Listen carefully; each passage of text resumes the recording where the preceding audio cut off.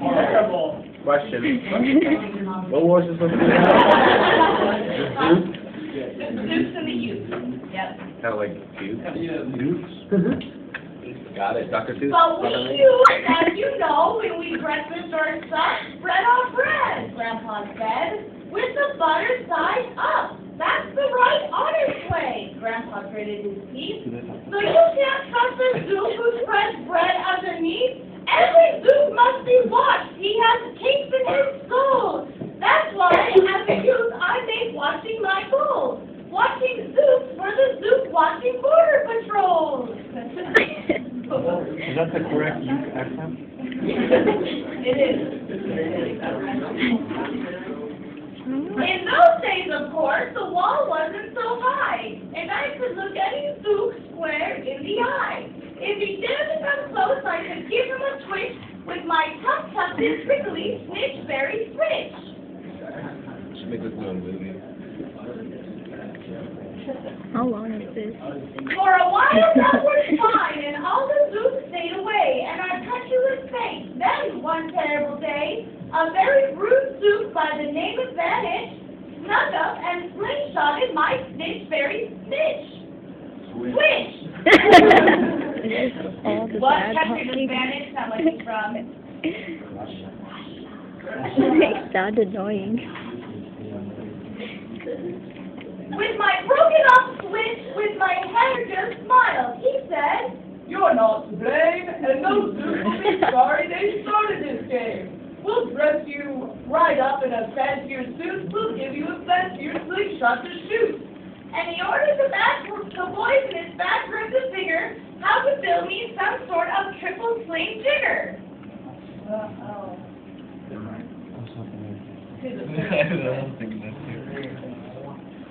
With my triple sling jigger, I sure felt much bigger. I marched to the wall with great vim and great vigor, right up to Vanish with my hand on the trigger. "I'll have no more nonsense," I said with a frown. From Zeus to be bred with the butted side down. Vanish looked quite sickly. He ran off quite quickly. You should be a kindergarten teacher. I'm unhappy to say he was back the next day in a stinking little suit with a big new machine. He snarled and he said, looking frightfully mean. I never get his voice right. I just don't know what his voice sounds like in my head. Great job. It's very unique. I just have a Russian voice, but every time it just comes up to him in Hispanic. So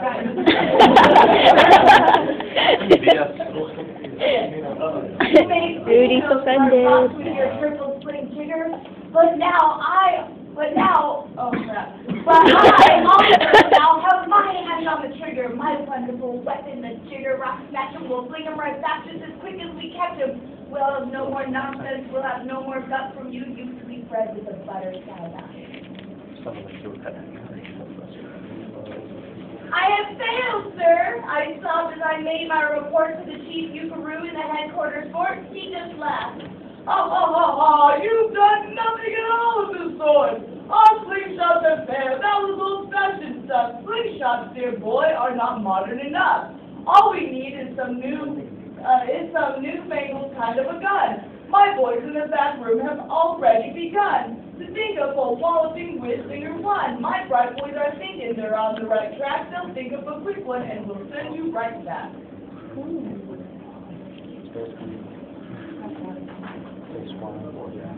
They thought of a great one, they certainly did. They thought of a gun called the Kickapoo Kid, which they loaded with powerful fluid powder and ant eggs and beef legs and dry fried clam chowder. And they carefully trained a real smart dog named Daniel to serve as our country's first gun-toting spaniel.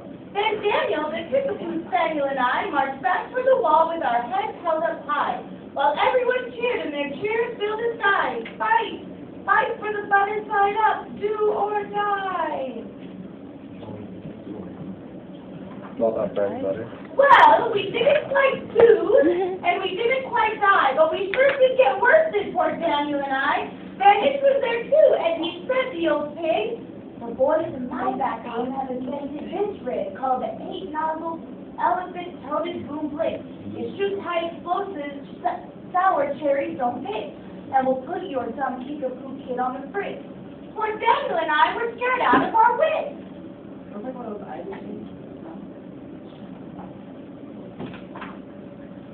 Once more by vanished, I was bested and beat. Once again I limped home from the wall in defeat.